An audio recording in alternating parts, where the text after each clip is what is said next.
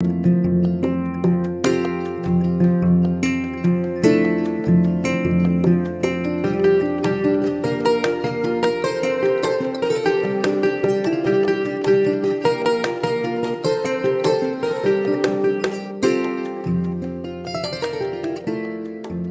morning.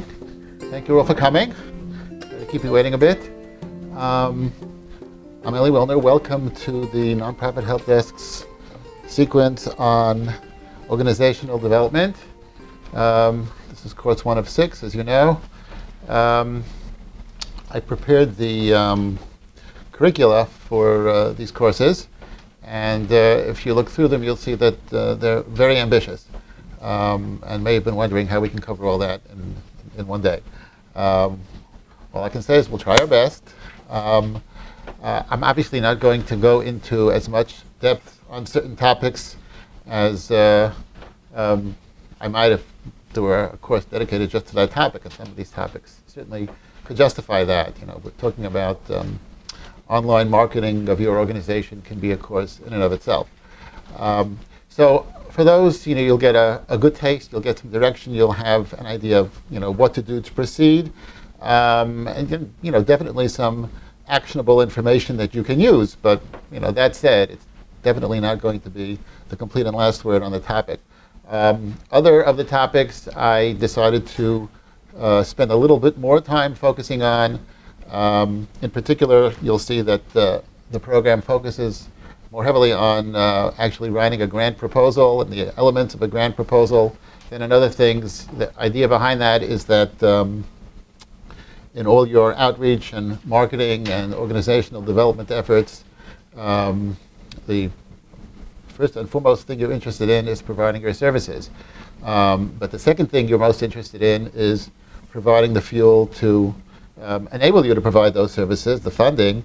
And so, probably the actual grant proposal itself, the request for funds, be it from a private sector place or a public sector place, is certainly an important thing to focus on. So you'll be getting the most hands-on with that. Let's take a look at the topics that we'll be covering today. Writing a grant proposal, writing winning grant proposals is the first topic. Chronologically, some of these other things happen first. You've got to have effective media relations and so on. But since the centerpiece here is writing a winning grant proposal, and since hopefully you're all fresher now than you will be at 4 o'clock in the afternoon, we'll be starting with that. And in tandem with that, we're going to have a sort of a mini hands-on writing workshop. Obviously, in the context of a 7-hour day with a couple of breaks. You're not going to have a very intensive hands-on writing workshop also, but I want to illustrate some points, and I will be giving you some opportunity to do some independent writing, and I'll be walking around the room to assist, to help you brainstorm and to answer questions. Public outreach and promotional planning, sort of self-evident what that's all about, and we'll talk more about it when we get there. And hand in hand with that is effective event follow-up. If you're planning a dinner affair, let's say, in order to cultivate potential fundraisers or local business people in your community or what have you, well and good, but without effective follow-up, you're going to get very poor results. So that's hand in hand with the outreach. Media relations and PR, including internet PR techniques, and we'll be spending some time on those, because I suspect that many of you are at least a little bit familiar with traditional PR. We'll be talking about that, but many of you may not be that familiar with internet PR and how that's done and how it shouldn't be done. And similarly, these things sort of go in pairs. Advertising and old and new media, advertising and PR, very often go hand in hand. Often they appear in the same publication. And in the world of the internet, there are some additional twists and issues that you ought to be aware of. Everybody has a copy of the presentation in front of them. You can follow along. There's a place to make notes. I'm Eli Wilner. I've been working on and off for Nonprofit Help Desk, doing lots of different things for them, including organizational development, for close to 20 years, pretty much for about as long as NPHD has been around. I am primarily active in the private sector and the entrepreneurial type. I've started and run successfully several businesses. So a lot of what I'm going to be telling you comes from both perspectives, which I think is valuable, because especially when we're talking about things like PR, marketing, writing a proposal, these things are very similar, whether they're in the public and private sector. And I think each of these sectors that I found in the past has something to offer to the other. So you're going to be getting a dual perspective. The name of the game today is to reach beyond the funding sources that you may have been relying on for the past X number of years, and to try to spread your reach as broadly as possible, for the simple reason that many funders are simply not around anymore. They're not providing grants anymore, or they're cutting back significantly on the amounts they're providing and the number of organizations that they're providing them to. So to some extent, it has become today a numbers game. If your organization has traditionally relied upon local community organizations to provide support, there's no reason that you shouldn't be looking beyond local community organizations to provide support. There are national organizations, banks, large corporations, all of whom, or most of whom, have some kind of program for providing support for different kinds of organizations. And so it definitely pays, if you haven't already, to spend some time on the internet or networking with colleagues and peers in similar organizations, finding out, where do you go for funds, or just Googling and looking for charitable grants and things like that. There are lists out there that are available.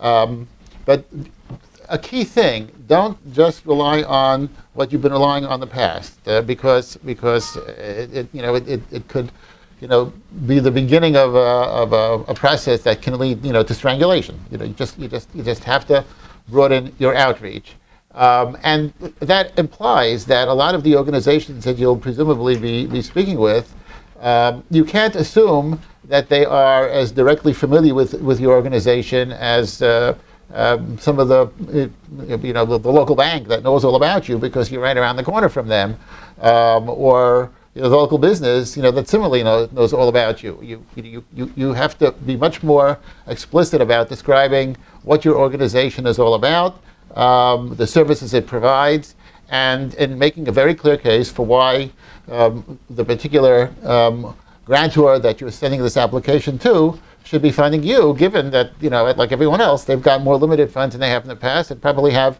many more applicants than they have in the past to distribute those funds amongst.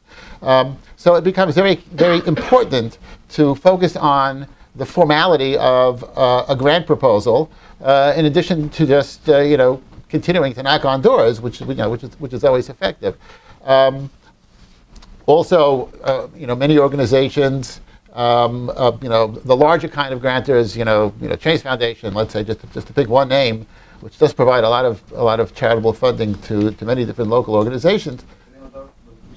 J.P. Morgan Chase. J.P. Morgan Chase. Just again, you can Google any of the names that I mentioned. J.P. Morgan Chase Foundation provides a lot of grants to local grassroots kinds of organizations, which are typical of, I think, most of the organizations in this room. You can't just call up some guy on the phone and say, hey, this is who we are, what we do, sound real earnest and passionate, and expect them to say, okay, what do I just mail the check? It doesn't work like that. There's a whole formal approval process, and so you've got to know how to adhere to a more rigid grant proposal process than you may have been accustomed to, and a longer grant approval process than you may have been accustomed to, with several steps along the way. You may have to have some personal meetings that go along with it. That's not really in the scope of what we're going to be talking about, but it is definitely a more formal process. So the kind of thing that we're going to be talking about is much more critical as you expand your outreach than it may have been in the past when you were relying on less formal local sources. So let's suppose, I mentioned J.P. Morgan Chase, so we'll just use J.P. Morgan Chase as an example. I mean, they do provide grants. And by the way, almost any bank that functions in the New York metro area has some kind of a program going to fund charitable organizations, nonprofits in their areas of service. So it definitely pays to to be looking into that, especially if you've got a bank in your neighborhood, with a local branch in your neighborhood, and your best bet in that case might very well be to to walk into the branch, talk to the branch manager, and say, I want to apply to your your corporate organization. Help me out here. It helps if you have an account here too, but. Even if not, you're a local organization, and you are entitled to be asking for the help, and they want it. It makes them look good too. But you still got to go through the process. So my first point over here is you've got to understand what are the grantor's hot buttons. Now, that could be something that is a fairly steady, consistent thing. Some organizations are very focused on healthcare. And we're not talking about a healthcare specific organization. I could still be talking about a bank, but for whatever reason, the people in charge of distributing the funds, allocating the funds, they just happen to like healthcare as a cause.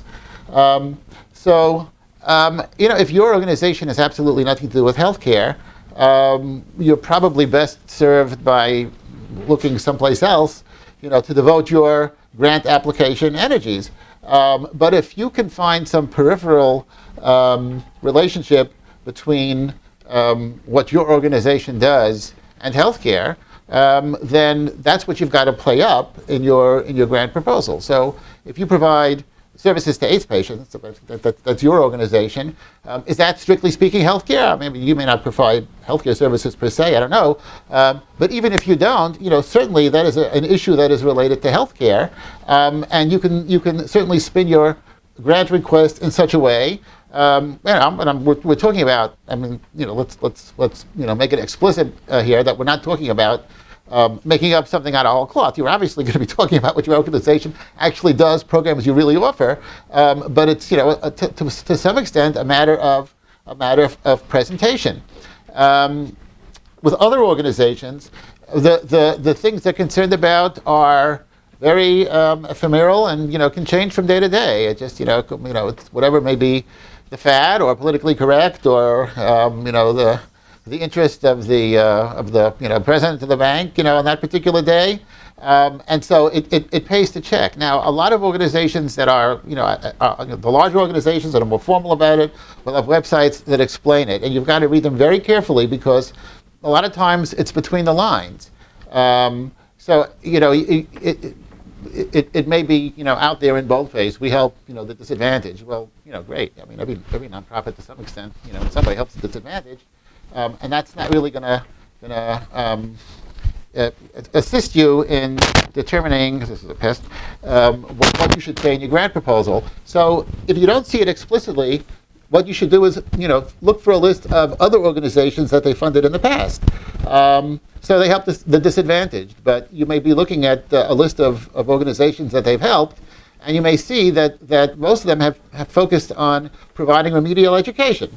Well, okay, that's one way of helping the disadvantaged, but you're seeing that's the subliminal interest that they've got over here, and so again, if your organization does something like that, then by all means, that's what you should play up. If you've got a series of different programs and one of them focuses on education and the others don't, now when you're applying for a grant, you've got to say specifically what you're going to be using the money for. That's one of the other points that we're going to be talking about. And so pick something that that they're interested in. If you've got such a program and it legitimately could use some funding, and which program can, then that's the one that you target to that particular organization. And that's another reason it's good to have a diversity of organizations that you're applying to, because in that way you can cover a diversity of programs if in fact you've got a diversity of programs. And so that's what I mean by identify synergies between your services and the grantor's interest. There's obviously got to be some. Not every organization, has as a specific series of interests as I've mentioned. Some of them are very liberal and just listening to what you have to say. In some senses, that's a little bit easier because you just focus on what you want to specifically target. But in another sense, it's a little bit more difficult because you don't really know what's going to resonate with that kind of an organization. So you're a little bit more, sort of playing the lottery in that case.